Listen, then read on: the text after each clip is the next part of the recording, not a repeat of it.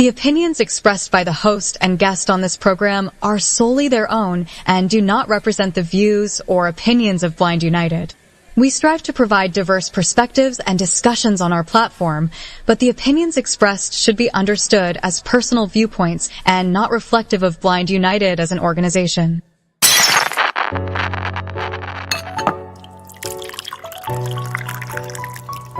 It's time. It's time for coffee time. Coffee time. Coffee time. Coffee time. Coffee time. Coffee time. Coffee time. And here is your coffee time crew. Well, all right. It is TGIF, y'all. We made it all the way to Friday. So, anyway, welcome back to Coffee Time with Blind United. Of course, I got my regular crew with me this morning. Carol, Pedro, good morning, y'all. Good morning. Good morning, everyone. Good morning, Vietnam. If y'all know Pedro, you can tell he probably done had him some coffee by now. Yeah, just one drink, guys, that I left from yesterday's coffee. I made it cold and left like a quarter cup. And dang, y'all hear how I'm sounding? Ooh. Well, I mean, plus you and Monica like that cold coffee, man. I've never I really can't liked get cold with it. coffee. Oh, I can't like get cold with it brew. either. Yeah, cold brew is only in the morning because it's strong and it's good too. I gotta have my coffee hot. Exactly. No, well, this one was hot, but I put it in the fridge and it got cold. I mean, I hear you. The same thing. And, I mean, again, you can make you a big old pitcher full and put it in the refrigerator. Drink it when you get ready. So some people do that. So But the cold brews, I like when you put the little thing in and let them sit for days inside. Oh man, that cold brew coffee is bomb. Okay, well, y'all can have it. I'm drinking mine of just regular brewed coffee. You know what I'm saying? I'm good. You know who I want to drink a coffee from? A Who? scientist. A They have. scientist. You know why? They said they got it down to the temperature, how much water, the ratio to the coffee, and how much to grind. I want to taste one of those cups. Well, they say Starbucks sticks to those guidelines. Oh, okay. Yeah, they say Starbucks sticks to those guidelines. I just don't see myself paying $6 for a cup of coffee. Warning. If you go to Starbucks and get a frap, most of them don't have coffee. People assume they have coffee, but they don't. A frappuccino? Mm-hmm. I gotta be like at an espresso shop. Wow. That's all right. They look at me when I'm crazy, like I'm crazy when I come in and say, give me just a regular cup of coffee. So Sometimes I go for that too, though, Ed. Don't lie. That's all I want. Black. Just give me black. You don't want no sugar or cream? No. I just want coffee. Okay. Thank you. Okay. Well, hopefully we can mess around and get us one of these blind folks. They're entrepreneurs, but I wouldn't care if it was Folgers. Come sponsor Coffee Time. Right. Okay, but anyway, let's get we got our movie night tonight, part 2, Best Man Holiday. So it's part 2 to the Best Man series. 2 series, sequel, whatever you want to call it. There's 2 of them. But it's a really, really good movie, funny, comedy, drama, Hey, come on out and hang out with us. Get your snacks, beverages, whatever, you need, party favors. Broccoli, cannabis, I don't care, whatever. You at your house, do what you do. Just come on and hang out with us, enjoy a good movie, and, we all have fun together. So, and that is at 6 p.m. Pacific time tonight. So, anyway, again, we got 3 more real nice articles for you today. This first one is, about when you're out and about, and how to, approach conversation about your blindness. So check this out. Hey, Blind United crew, grab your first cup as the Coffee Time crew gets into this first article. How to talk about vision loss. For individuals in the blind and visually impaired community, one of the most common yet challenging tasks is explaining our vision to others. Sighted friends, family, and colleagues are often full of curiosity and good intentions, but their questions can sometimes be repetitive, misguided, or unintentionally intrusive. Learning to navigate these conversations with grace, clarity, and confidence is a powerful act of self-advocacy. It's not just about educating others. It's about building bridges of understanding that foster more respectful, supportive, and authentic relationships in every area of your life. A helpful strategy is to have a few simple analogies ready. Since vision loss is a spectrum and not an all-or-nothing condition, phrases like, imagine looking through a straw for tunnel vision, or picture a smudged photograph for blurriness, can create a relatable mental image for a sighted person. For those who are totally blind, explaining that you perceive the world through sound, touch, and other senses can shift the focus from what is missing to the rich sensory world you experience. It can be helpful to frame it as a difference in perception, not a deficit. Setting boundaries is equally important. It is perfectly acceptable to politely decline to answer overly personal questions or to steer the conversation away from an impromptu test of your abilities. You might say, I appreciate your curiosity, but I'd rather talk about the project we're working on, or I'm happy to answer some questions, but for now, could you just let me know if this chair is taken? This teaches people how to interact with you respectfully. Explaining your assistive technology can also be a great educational tool. A quick demonstration of how your screen reader vocalizes a web page or how an app identifies a color can demystify the technology and turn a moment of potential awkwardness into a cool, informative exchange. It shows that you have effective tools and strategies for independence. Ultimately, every conversation is an opportunity to dismantle misconceptions and show the world that blindness is a characteristic, not a tragedy. By communicating with patience and confidence, you advocate not only for yourself, but for the entire community. What are your thoughts on this? We'd love to hear them. Now back to the Coffee Time crew for their thoughts. Well, I love it. This has kind of been my mission for a very, very long time. Blind United is kind of based upon this, especially our Walk a Mile event that is coming up October the 11th. That's what it's all about, creating that awareness, having the conversation, giving people the understanding of what life is like for us. But at the same time, we've turned it into, a fun thing where now we're unlocking some of their senses by having them do it the way we do it with our senses, right? So, it's all about education, creating that awareness. I always say, if we all only had awareness of each other, we'd be in a much better place because we would know how to interact with each other because of having an awareness of who they are, right? So, but anyway, again, this is what Blind United is all about. So, again, I love it. What you think about it, Carol? I agree with you, Ed. It's a unique perspective for me because I haven't been blind my whole life. And when I meet people for the first time now that I'm blind, they're just curious more so. But the friends and family that I've known when I could see are just, they take for granted the little things that, we have to go through. Just with their verbiage, I'm over here, and I just challenge them, close your eyes. Huh? I'm over here. Close your eyes. Now I'm over here. You come to me. So, I try to just challenge them to see that, I just need left, right, or just the verbiage, and they kind of understand just a little, but I'm just teaching them how to guide me, you know, uh, even with my cane. So, Right. it's just different how you can interact with people and still teach them, but still have respect for them and yourself because it's a learning process for the both of you, Right. and you just go on and do your best.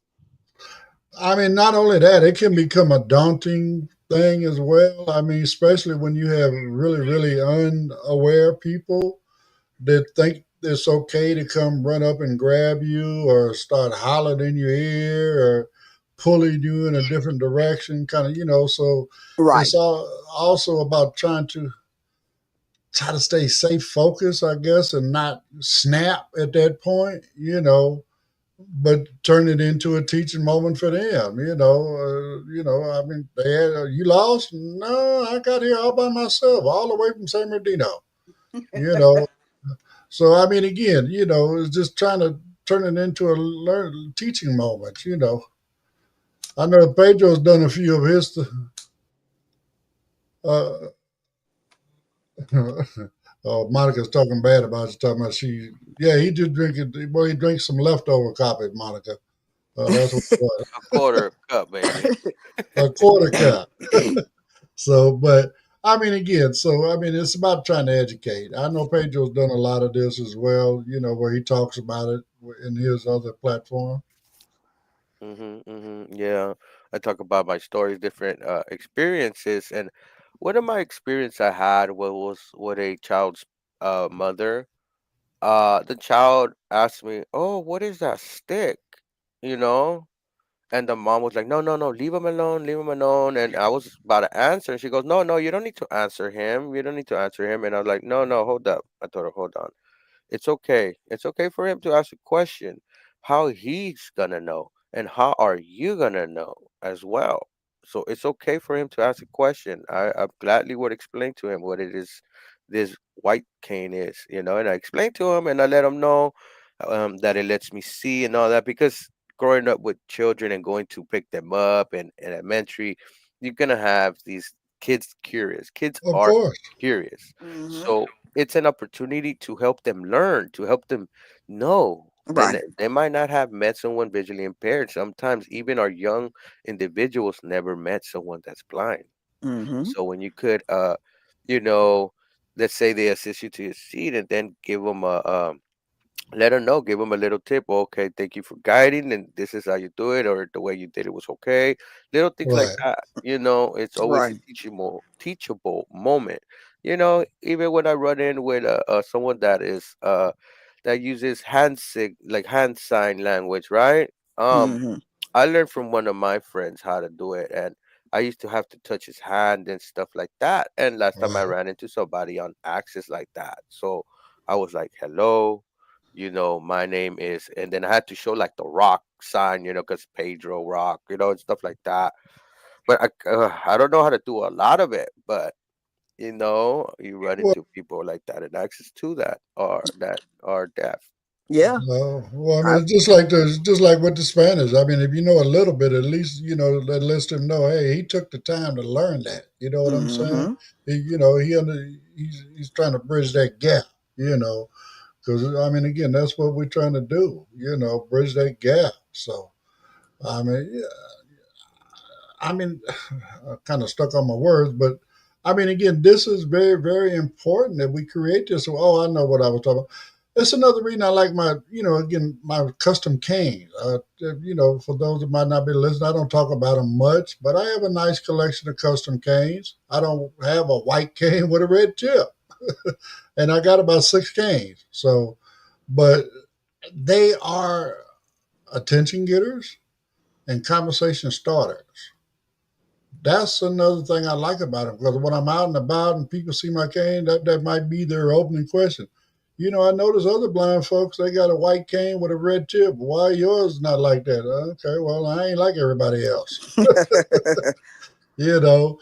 But, I mean, well, I'm not like everybody else, but also there's no law that says it has to be white with a red tip, at least here in America.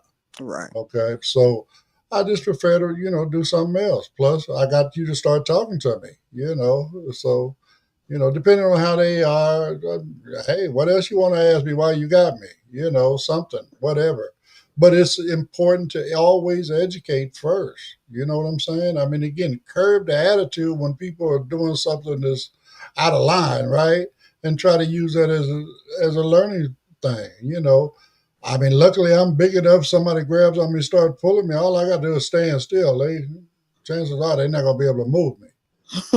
So Okay, let me know when you're done tugging on me and we can talk about this because I don't know where you're trying to take me. You know, Right. make them realize what they're doing. What you It know. was a lady trying to take you home, man. Relax, calm Hey, down. hey. I'm Well, messing. that's I'm happened a messing. few I'm times messing. as well. but You but go, you go. but I mean, again, it's about that learning moment. You know what I'm saying? It's about Right, teaching. So right. we just Mm-hmm. got to keep And it they up. find out that we have a sense of humor because we Mm-hmm. approach them with it.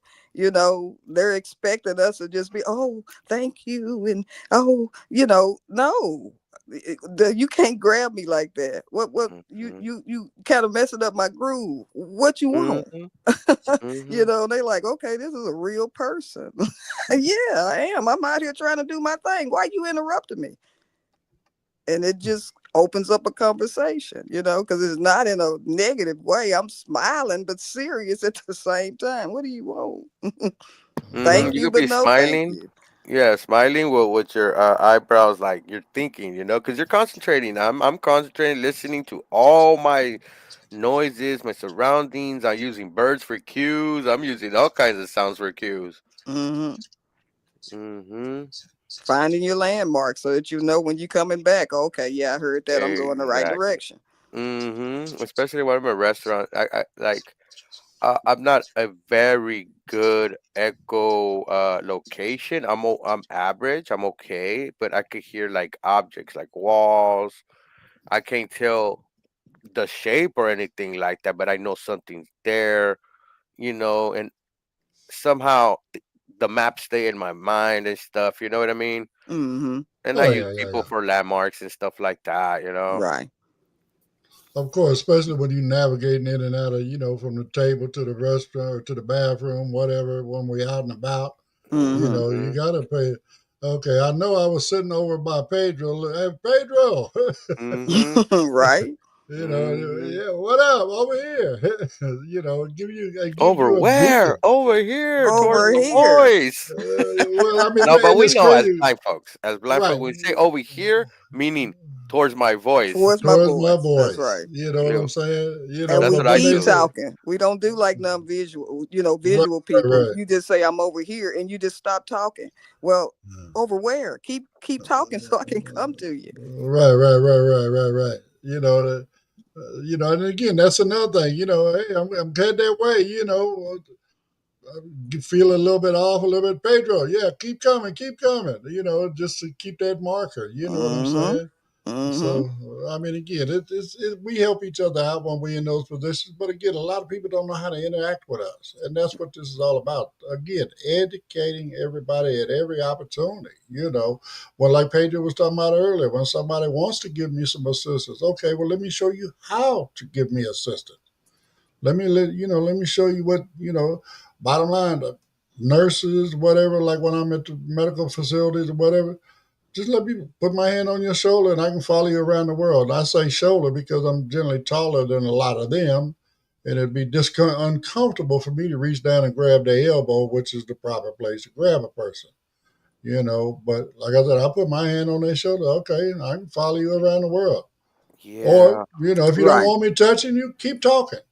Right. yeah. I don't like the elbow, honestly. I don't either. I do. I do. I'm short. I'm 5 foot. So the Okay. elbow is appropriate. And plus I can feel when they step down, when they step up, unlike if I have the shoulder, I can't feel it because they stiffen up.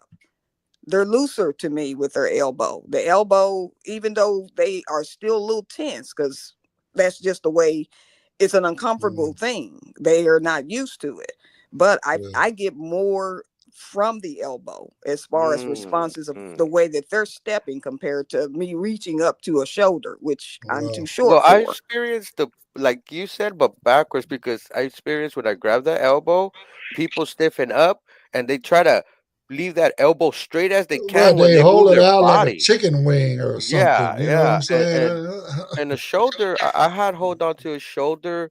I'm able to jog with somebody holding on to their shoulder. I could feel when they're moving and jumping, and I'm able to react real quick, like real quick. I've done it several times, and you know, like people I trust, like my kids and stuff. I can put one finger on their back. You know what I'm saying? And just follow them that way. You know, it's when they get ready to turn, I place my finger on them and let them turn and look around, see what they're gonna do. As soon as they start moving, I'm right on them. You know, they move to the side. When I place my hand on their shoulder, when I see them move to the sideways, I'm like, okay, I gotta move sideways too because it's gonna be a small gap. You know what I mean?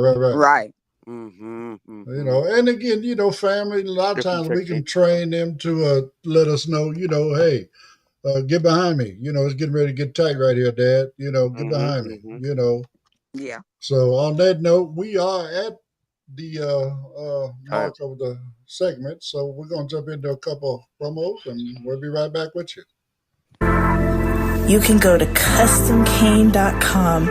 That's custom with a K, guys. And what Custom Cane does is they sell cane and cane accessories. It's like Burger King. You can have it your way.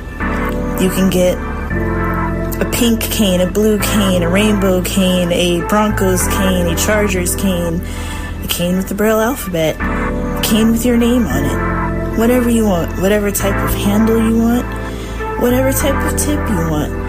If you want an aircraft aluminum cane, if you want an all-terrain cane, telescoping cane, any type of cane, Custom Cane has it.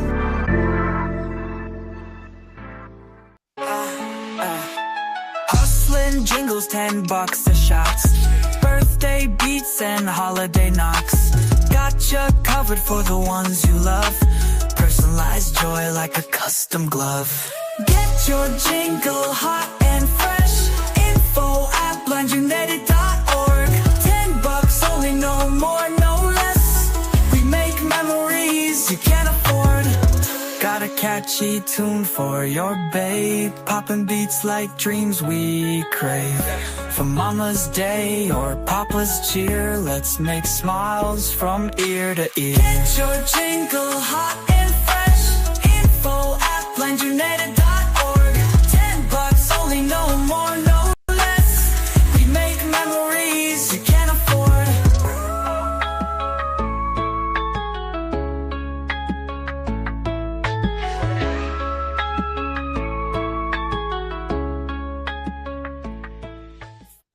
All right. Well, don't forget to run over there and get you some stuff from Jimmy at Custom Cane. That's where I get my canes at.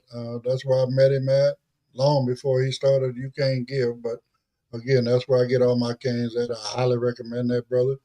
And hey, don't forget to come get your jingle for us, whether it's for your girl or for your business. It doesn't matter. Maybe it's a birthday, maybe it's a promotion, whatever.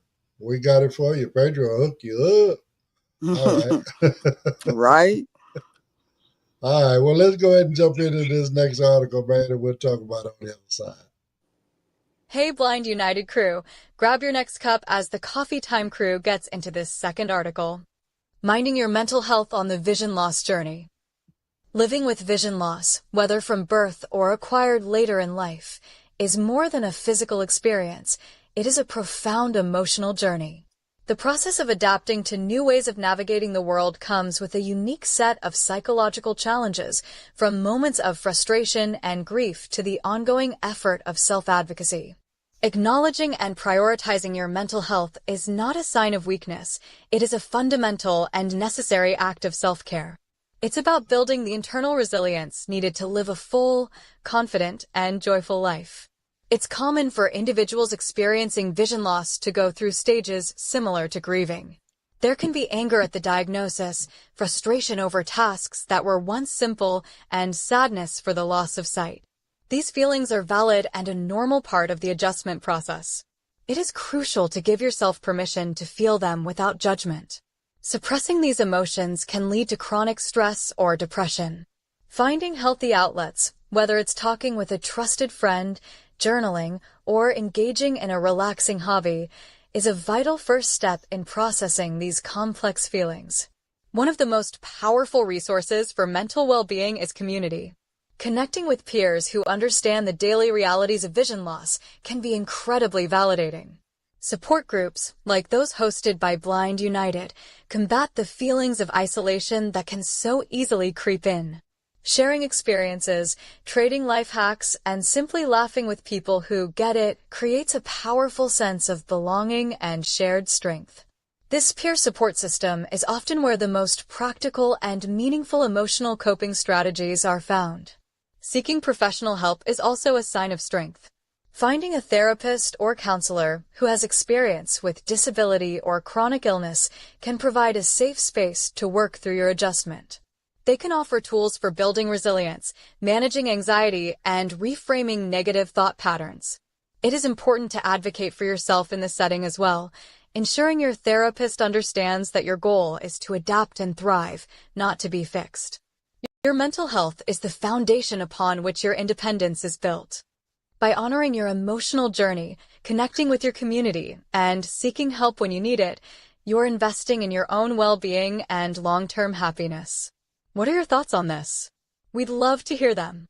Now back to the Coffee Time crew for their thoughts. Well, again, I totally agree. I mean, mental health is really, really important. And, especially, I mean, I'm not going to say that folks that were born blind don't deal with a certain level of stress from never having sight and living in a sighted world.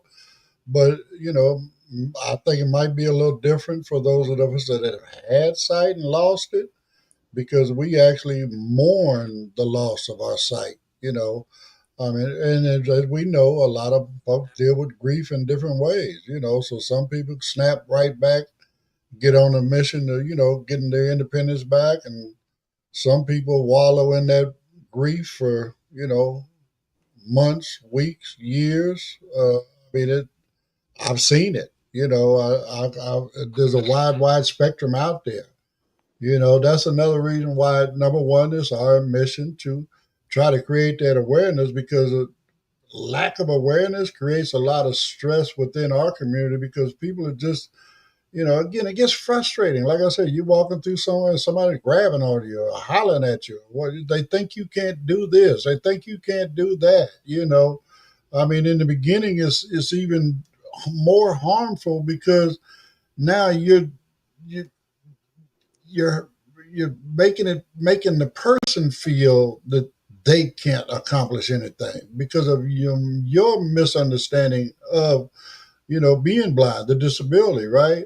So we encourage one another. Our support groups are very, very popular. Again, being in a community where we all have an opportunity to sit there and talk about life hacks, but with the added element of we're all blind, we can have that conversation. I mean, we have a lot, we joke, we have fun. I mean, we scratch our head. Oh, damn, I didn't think about it from that angle. I mean, just all kind of stuff. I mean, I go into the support group, the co-ed one. We do have ones just for the ladies. So, but again, within the main support group, again, I love it. I believe it's our most popular group that we have. And, is very important. I learned that early on. I didn't realize it till I got to training center and got around other folks that were dealing with what I was dealing with, how important that interaction is, that sense of community. So it's really, really important. Go for it, Kel. I mean, I agree with you, and, I'm not saying that people who were born blind either don't go through stress, but I think it is a unique experience that you go through when you have had sight and then you lose sight. I can think back to in 2013, I retired, from working 32 years to take care of my mother. She was very sick. And, she passed away in 16. Now in 2021, I lost my sight. And I grieved more for losing my sight than losing my mother in 16. I grieved so bad to where, I had to seek out some help, medical help. I was so depressed. I didn't know what I was going to do. I didn't know anybody blind but me. And I'm like, how am I going to do this? So, I actually, got into a grief counseling group and found out grief is not just the loss of a loved one, it's a loss of your job, your sight, your mobility skills, so much more. And, met a lot of good people and really worked through some things. Even got on Prozac for a year and then tapered off of it because I was crying on it and crying off of it. So why not get off of it? And just deal with life. Start getting involved with the community. There's some blind people out there that can help you, Carol. You've always been independent. You live alone, you're single, you have no children. What you gonna do? I know you're not just gonna sit up in this house and die. So get back to who you were before and start learning to do some things. And I must admit, still I have some difficulty. I struggled with alcohol. I was sober for 20 years. I'm being real transparent. And I started drinking when I lost my sight, not when I lost my mother.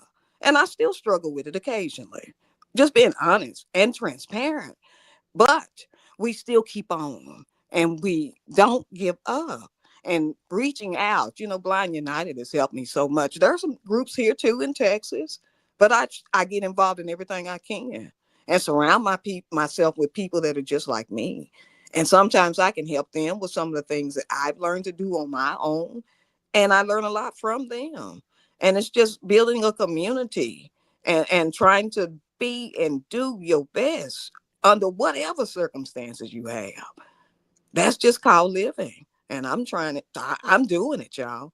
And I encourage any of you who may be struggling and suffering, if you need some help, reach out and get it. But reach out to your community too of people that are just like you, because we all can help each other. That's what it is. That's exactly what it is. Building bridges, closing gaps, and making connections. What we all about. So that's all we're trying to do. I mean, again, and you're not alone, Carol. I mean, I have my bad days. We all have our bad days, So it's just a matter, whether you want to wallow in it or just, find a way to divert your attention from the woe part and get back into the me part and start doing something productive. Am I right or wrong, Pedro? Yeah. Doing something productive can help so much, Mm-hmm. Um, yeah. So, yeah, I also go through that as well, and you know, have problems, but it's always a battle, even with any type of disability or sickness that you may be going through. It's a work in progress, and yeah, I as well sit down and be like, think about it and mourn my eyesight loss. And having these groups available, like the support group with Dominic and the ladies' night that has their own support group. uh it's a place where you could come in and express yourself and tackle some of these topics. Like for example, Dominic always comes at it from a different perspective, from a blind person's perspective as well. So if you are out there and you're in the dark and you want to find, I guess, not your sight, but a way, a light, a way to express yourself and come into a room where other blind individuals are, that can relate to you, that can Right. help you out with tips, that can help you Mm-hmm. out. Yeah, you could create and make friends. You know what I mean? You could make friends Right. at these Yeah, groups and have that as a support line. Right. No one else knows what you're going through but other blind individuals. that's right. And the beauty of Black Blind United as well in our interest groups is the fact that, you might be in a town where you're the only blind person in the whole town. I mean, it might be a small town, but here, as long as you got internet, guess what? Now you connect with the community. Mm-hmm. You know what I'm saying? You can have that sense of community where, people understand. You can learn things from folks within the groups that maybe you can help educate, your family and friends and, all this other kind of stuff. I mean, that's what we're all about. Blind people trying to help other blind people. Blind United. That, as long as we stay united and stand together and speak with one voice, we can make a whole lot of stuff happen, y'all. Right. I mean, we can really make a whole lot of stuff happen. But again, it's about that support, It's about keeping your mental health clean. You know what I'm saying? Don't let this stuff get you down. You know what I'm saying? Don't let the world get you down. Because again, we wouldn't be doing things like walk a mile if we didn't have to. Trust and believe. I wish we didn't have to educate the world, right? Mainstream society. That's who we're educating. We're educating mainstream society. We're educating all the legislators. You know, I mean, for this thing, I done sent out letters to every legislator in the Tri-County area out here, LA, San Bernardino, and Orange County. And that's just not, state and national reps, but I'm talking about city folks. I'm talking about the mayors, city councils, all of this stuff. I want them to come out and be educated on what it is to live life as a blind person. That way, when they see and come across their desk, you know what? Okay, money for audible signals. Okay, yeah, let's do that. Because I remember when I took that challenge, man, that was something else walking around that block with a blindfold on and not being able to see the world, like I normally do. You know, all of these various kind of things. You know what? Maybe we might not be a good idea to have dining al fresco in certain parts of the city where they're actually blocking part of the sidewalk. These people cannot see those tables when they come walking. Okay? I definitely wouldn't want to be sitting at a table out on the sidewalk and a blind person come banging in the back of me. Okay, bumping into my table, knocking my food over, my drinks over, whatever. No, I mean, plus look at the obstacle you're putting in our way by allowing that to happen. You know what I'm saying? At least give us a tactile strip down the middle of the sidewalk to where we're not going to interfere with those folks that are dining al fresco. How about that part? You know, I mean, again, I turn that stress and my mental well being, I keep it healthy by advocating. I just continue to advocate, continue to talk about it, continue to do what I can to try to close these gaps and make these connections. You know what I'm saying? It's all about building a bridge between the sighted and the blind, visually impaired community. That's what we're trying to do with this, right? Letting them people understand. No, we can. I mean, look at Pedro. I mean, he can do programming. He can do all kind of computer stuff. He's got skills that are just mad computer skills. Uh, there's a whole lot of people out there that are very, very talented. I, I I commend this other guy, Pedro. Remember the guy that he went blind? He was an architect. He was actually used to read, the blueprints and do the engineering and draw the blueprints and all that stuff, design these buildings and all this kind of stuff. If something happened, he woke up and lost his vision. Okay, it was some sort of a medical thing, right? Wow. He didn't sit down. What he did, he got with the people that produced embossers and created a way to where he could have his blueprints embossed. Mm-hmm. And he's still doing his thing. What He's about the still guy, the guy that used to work for Disney and animation companies, and he lost his sight too, and he was able to doodle off of this it's not a paper, but it's this new type of thing he kind of found and stuff like that. Now he is able to draw you with talking about his Marco? yeah, the one that's able to draw through the computer now and make like drawings and stuff. Right, he's got what is it? 3D graphic coding. Yeah, yeah, yeah. There we go. Wow. Try to say that 5 times in a row. But yeah, see that individual made it work. We also have blind authors. I know a young lady. She writes books and she's completely blind. You know, we all even have our sports people that play go ball. You know, Go ball, sports, beat sports. baseball. I mean, Mm-hmm. they got several different sports out there Going for on. us. I Mm-hmm. mean, you got people that go Lawyers. jogging. Again, you got doctors. I mean, they got a doctor's degree, but they're not necessarily putting their hands on patients. They work in the lab. They're doing the researchers and stuff like that. Mm-hmm. Lawyers. They handling cases every Right. day. You know, I mean, it's massage therapists. That's a big. Yeah. Yeah, it's a big field. That's a big field for folks in the community. You know. So, I mean, we just try to do what we can to maintain our mental health and feel like we are worthy, you know what I'm saying, and have some self worth about ourselves. And, so however that works out for you, man, get with it. But don't let this stuff get you down because it ain't that serious. Seriously, we can make this happen. We can live our best life. So, anyway, let's grab these last couple of promos, Pedro, and we hit our third article.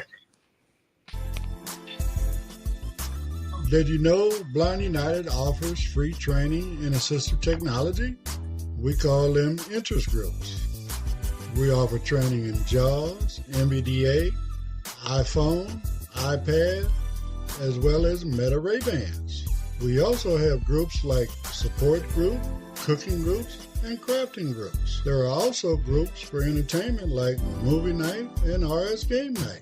For more information about all the interest groups that we offer, just email us at info@blindunited.org or visit our Facebook group, Blind United Interest Group.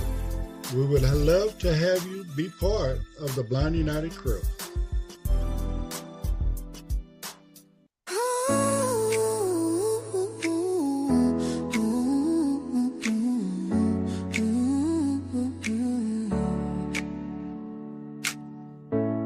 Have you ever wondered what it's really like to be blind? Ever wanted to ask questions but held back, afraid of offending? Blind United invites you to replace that fear with fun, learning and connection at our 4th annual walk. A mile in my shoes challenge.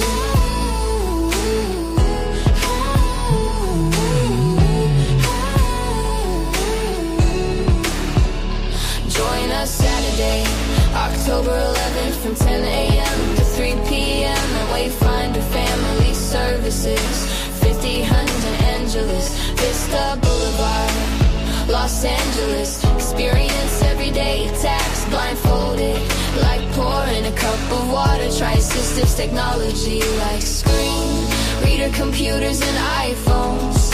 Get a hands-on braille lesson and discover how independence is built every day. Smile, laugh, and learn alongside the blind community. No pressure, just pleasure. Help us build bridges, close gaps, and make connections. Walk a mile in my shoes and see the world in a whole new way.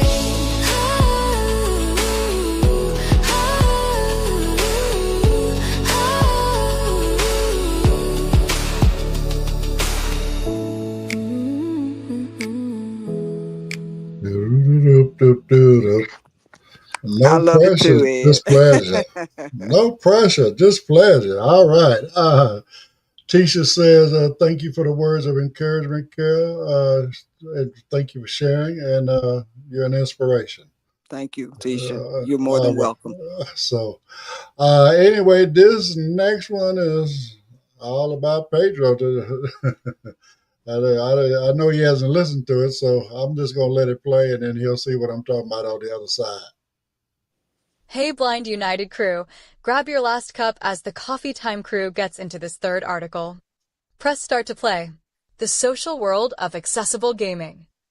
For many, video games are a primary way to socialize, compete, and unwind. For too long, this interactive world was largely inaccessible to the blind and visually impaired community. However, a revolution in accessible game design is changing everything. From text-based adventures to fully immersive audio RPGs and mainstream blockbusters with robust accessibility features, gaming without sight is no longer a niche hobby. It's a vibrant and growing community. This world offers not only entertainment, but also powerful avenues for cognitive skill building and, most importantly, social connection. The universe of accessible gaming is incredibly diverse. At one end of the spectrum are audio games, which are designed from the ground up to be played using only sound. These games use rich soundscapes, 3D audio cues, and descriptive narration to create complex worlds. Imagine navigating a fantasy dungeon by the echo of your footsteps, or engaging in a fast-paced space battle where you track enemies by the sound of their engines. Platforms like RS Games offer a community hub for these types of multiplayer experiences, from casino games to combat adventures, where you can connect and compete with other blind players from around the globe. At the other end are mainstream, AAA video games that are now including groundbreaking accessibility features. Developers are increasingly adding high-contrast modes, text-to-speech for all on-screen menus and dialogue, and audio cues for navigation and combat. Games like The Last of Us Part 2 have been lauded for their extensive suite of accessibility options, allowing blind players to experience the same epic story as their sighted peers. This trend is bridging the gap, allowing for shared cultural experiences between blind and sighted friends. The social benefits of gaming are immense. Multiplayer games provide a space where disability is irrelevant. Your skill, strategy, and teamwork are what matter. It's a level playing field where you can build friendships, join guilds, and share in the triumph of victory with people from all over the world. This sense of community and shared purpose is a powerful antidote to social isolation. Gaming challenges your memory, spatial reasoning, and reaction time, all while being incredibly fun. It's a hobby that proves that with thoughtful design, everyone gets to play. What are your thoughts on this? We'd love to hear them. Now back to the Coffee Time crew for their thoughts. So anyway, now I'm on that other end of the spectrum. I mean, I'm good with the RS games and stuff like that. I play a lot of that. I've said it several times. Monopoly is my favorite. Matter of fact, we'll be playing RS games this coming Saturday.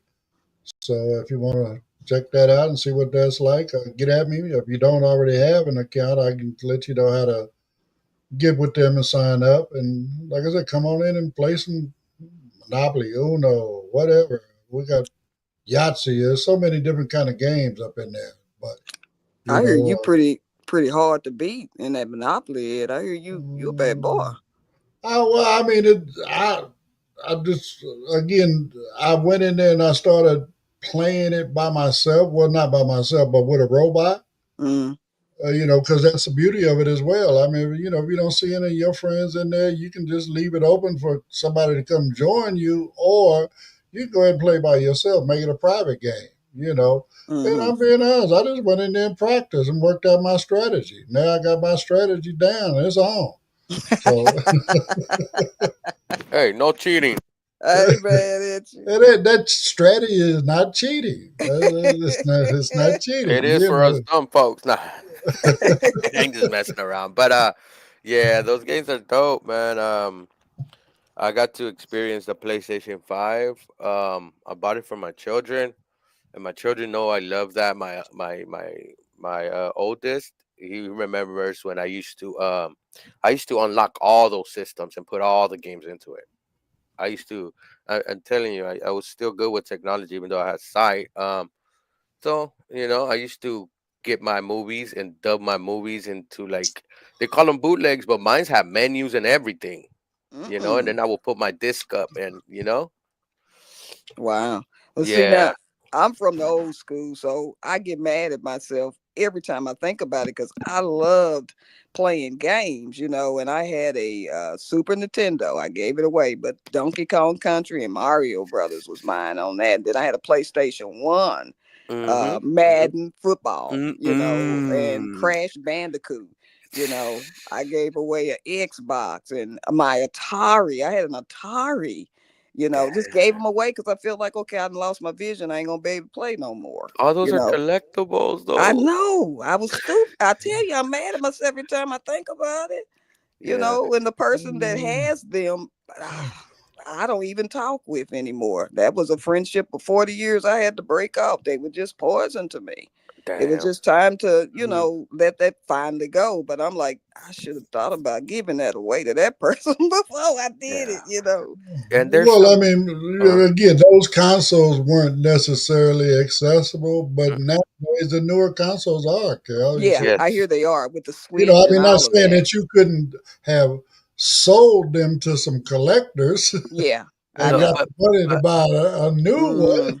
And I've been told about the money. That's another thing why I'm Yeah, mad. if But you get like I just a hope that they got good use out of it, you know. yeah, but they got these blind individual games that have been developed by with 7.1 surround sound, but you need Right. like a if your computer handles 7.1 or your sound card, if you put one through USB or however you connect it to your computer, if it supports 7.1 and your headphones as well, you can hear people taking steps behind you. There's this game that it's all dark. You're in a dark cave. You have a flashlight.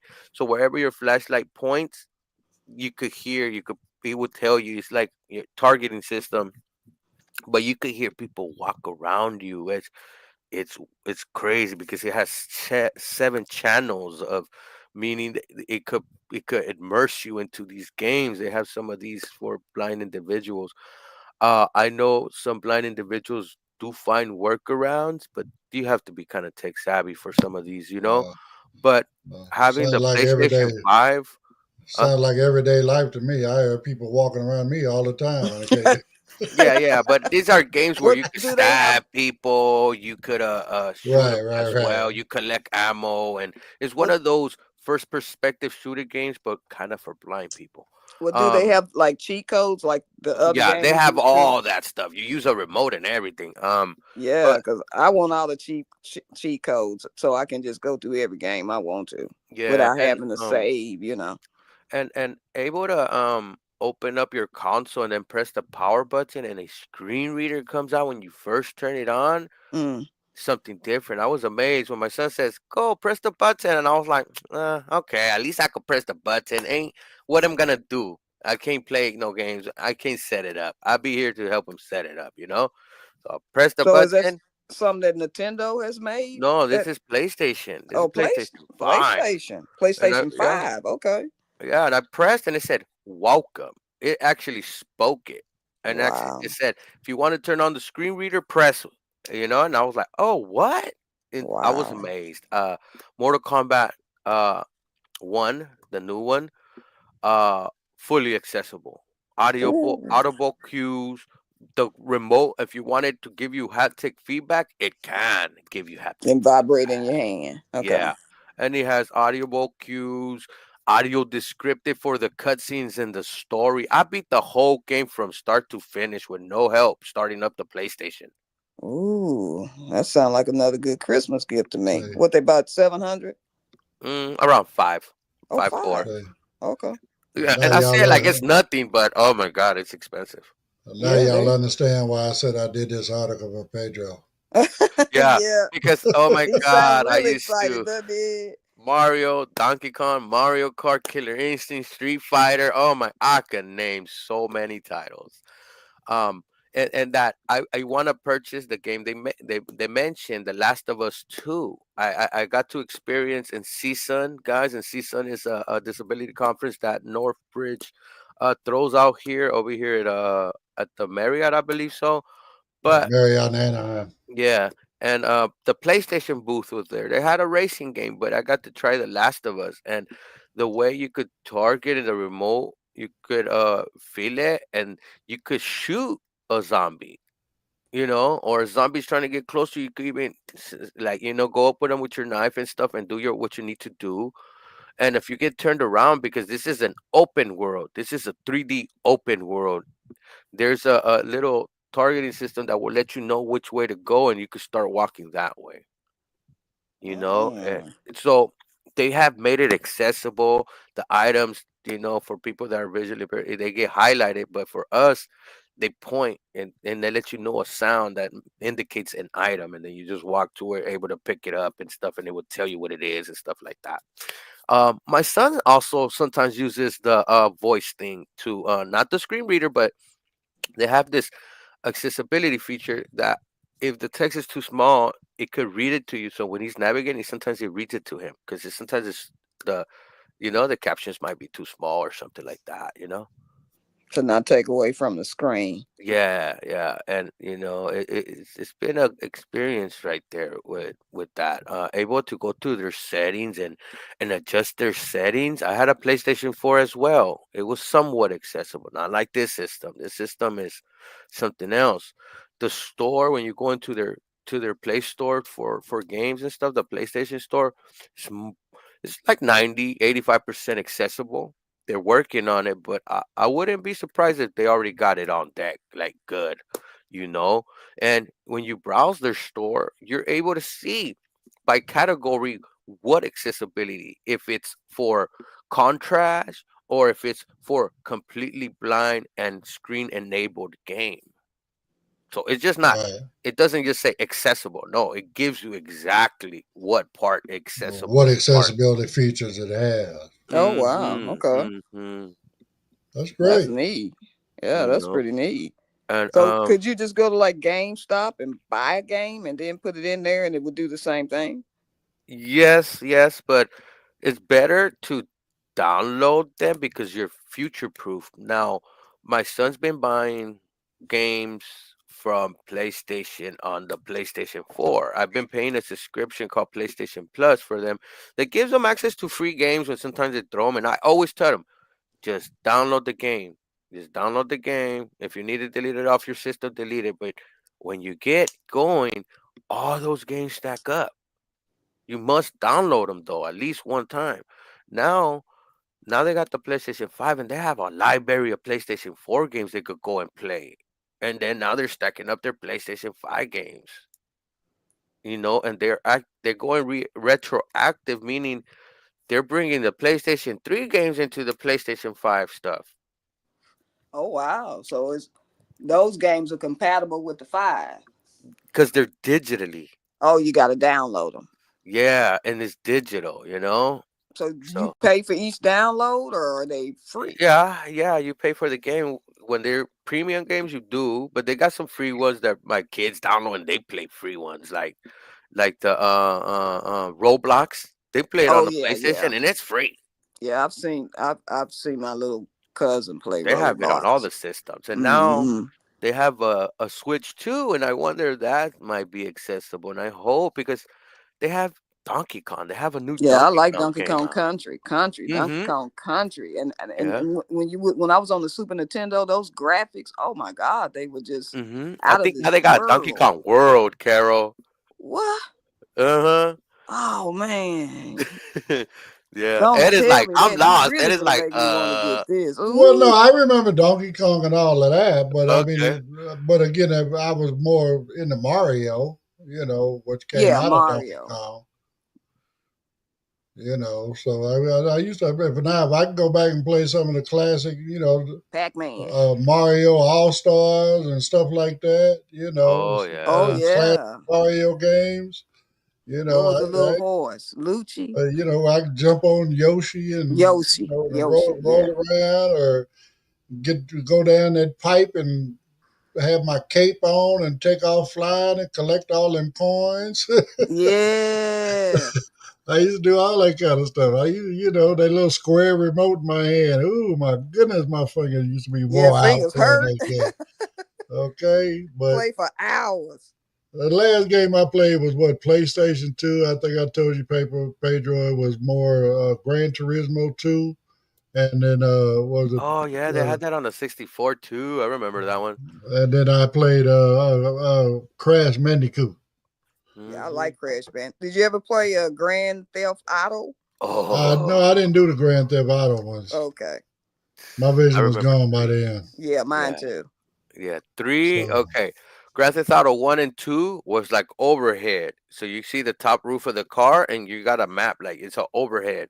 When you switch to 3, it was like you're driving the car. So you're like, you can see the person. It's not like you're the person. You're not a first perspective. You're like, you know, you see the shape of the person there. That's the person is there, and you using the remote to remote him.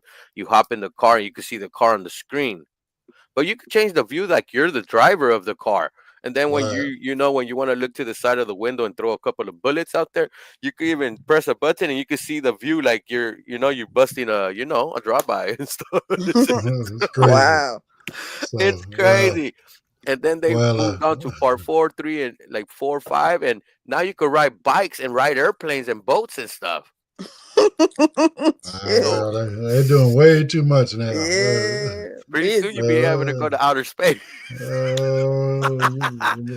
With them kids, they getting the wrong idea about with them kind of games. They think it's cool to be running around doing drive-bys and stuff. So yeah, and that's that the ain't only it. thing, you know. No, but So, but yeah, that is true. That's one thing about my children. I never bought them like toy guns.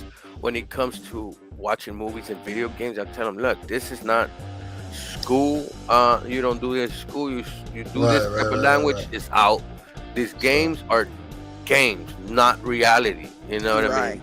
Right. We don't do this in real life. Mm-hmm. Exactly. So, anyway, Tisha says it's Friday, y'all. Enjoy your weekend, and thank you, Tisha. And that's what it is. It's Friday, so enjoy your weekend. Come hang out with us this evening and check out a movie with us. Again, the movie we're showing tonight is Best Man Holiday. It's a really, really good movie. So come check it out. Man, as always, please like, subscribe, share, follow, all that good stuff, comment, whatever you can do, no matter where you at. And I'm not even on the button. I'm sitting there talking about getting up out of here. It's all good. It's Friday. You're ready to go. Go.